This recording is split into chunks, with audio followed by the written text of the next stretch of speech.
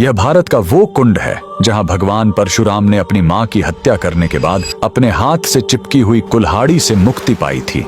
यह कहानी है महान ऋषि जमदग्नि और उनकी पत्नी पतिव्रता रेणुका की। कहते हैं रेणुका हर दिन नदी से कच्चे घड़े में पानी लाती थी और उनके सतीत्व के बल से वह घड़ा टूटता नहीं था। उनके 5 पुत्र थे जिनमें सबसे छोटे थे विष्णु अवतार परशुराम। एक दिन रेणुका ने नदी में कुछ गंधर्वों स्वर्ग के संगीतकार को जल क्रीड़ा करते देखा। उन्हें देखकर एक पल के लिए उनका मन मोह में पड़ गया और उसी क्षण उनके सतीत्व का बल टूटा और कच्चा घड़ा टूट गया। जब वो आश्रम लौटी तो ऋषि जमदग्नि ने अपने योग्य बल से जान लिया कि उनका मन भटक गया था। वो इतने क्रोधित हुए कि उन्होंने अपने पुत्रों को आज्ञा दी, अपनी मां का वध कर दो। जब चारों बड़े भाइयों ने मना कर दिया तो क्रोधित पिता ने उन्हें तुरंत पत्थर बन जाने का श्राप दे दिया। इसके बाद परशुराम ने पिता की आज्ञा को अपना धर्म समझा। उन्होंने भारी मन से अपनी कुल्हाड़ी उठाई और अपनी ही मां का सिर धड़ से अलग कर दिया। उनकी आज्ञाकारिता से प्रसन्न होकर जमदग्नि ने वरदान मांगने को कहा। परशुराम ने तुरंत अपनी मां को फिर से जीवित करने और साथ ही पत्थर बन चुके अपने चारों भाइयों को भी मुक्त करने का वर मांग लिया। सब फिर से जीवित हो गए, मानो कुछ हुआ ही न हो। लेकिन कहानी यहीं खत्म नहीं हुई।